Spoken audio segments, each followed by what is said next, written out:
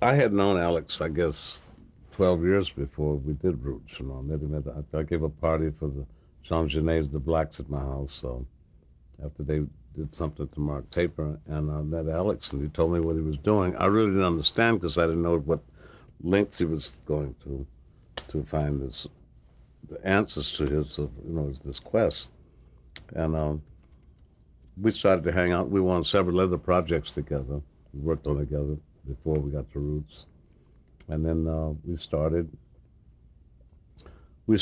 on the project, and it was very emotional. That was a very emotional experience to me because I was close to what the essence of it was, too close really, and so you have to be careful not to fall in. And I felt if a heritage was going to be lost forever, then you better really lay it down in the first episode.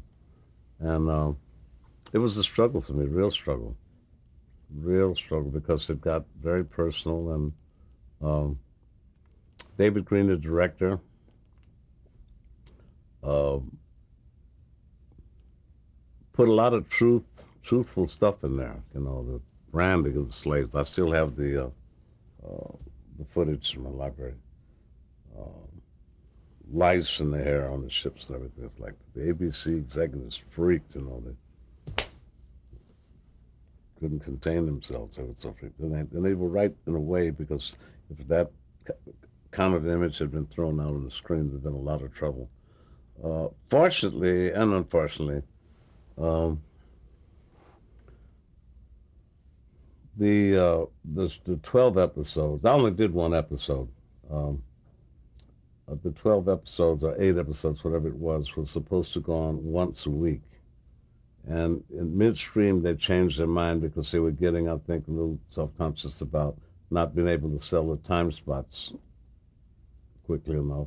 It was only 125,000 a spot, I think, at the time. And so they wanted to scatter by. And I remember I sent some of the episodes to a friend of mine, Frank Marshall, to see if he could get something that had a little bit more class, like Xerox or IBM, so they wouldn't have to interrupt it with car or cockroach commercials. And that didn't work, so they went with the scatterbuys.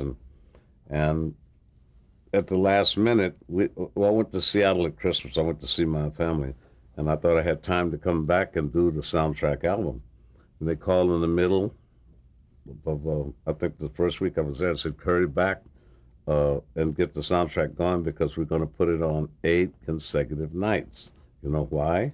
So they could, what the last night it played was on a Sunday night, and Sweet Week started the next night. So uh, they were actually trying to sweep Roots under the rug. That was the real truth. And it backfired. It really did. With the consolidation and putting it on 8 straight nights, it got out of everybody's control. And because Lord knows, if they knew that those kind of ratings were going to happen, it would have been dead in the middle of Sweet Week. So let's get real. And not talk about, I knew nobody knew anything, or they wouldn't have swept. They swept it out of the way, and they tried to get rid of it for Sweet Week. It was funny because it was one of the biggest television events since, you know, Lord knows when. Amazing experience. The African parts to me were probably the most important of everything, because knowing the history and what's going to happen, and how the drums were taken from the slaves, when they hit especially the Protestant side of the country, like Virginia, uh, the importance just became more. It just grew in my mind, of how important the African stuff, the original stuff, had to be, because if it's going to be taken away, and once the acculturation happens in America, it's going to be a whole different story. And so it became so important that I was going after authenticity and so forth. We didn't have a real great budget either, and I think we had $105,000 for 12 episodes, and the budget was somewhere around that, 105 or 20 or something like that. And I just got all wrapped up and almost myopic with just the first episode, because it was, I don't know, it just hit a very strong emotional thing inside.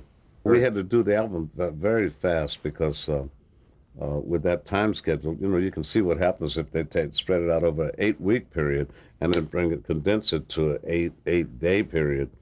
Uh, so we were in the studio recording on spiral bands where we didn't even have time. We would record it and mix it and put it on a spiral band, which is really taking a chance because you can't change that. You're stuck with whatever's there, with links and amounts of time and everything else. So God was on our side, and we were doing translations of the Zulu language and everything else phonetically on the back and everything else while we were watching the show on the air. And my record company even says, well, we don't care if you take this into another record company. It's okay. It was amazing until Monday. And that Monday, when they saw those ratings, and I think we sold 532,000 albums in 24 hours. Well, if Roots had been a feature film, it would have been one thing. There's something about the psychology of television, and I mean, we're seeing it even more on the internet now. Um,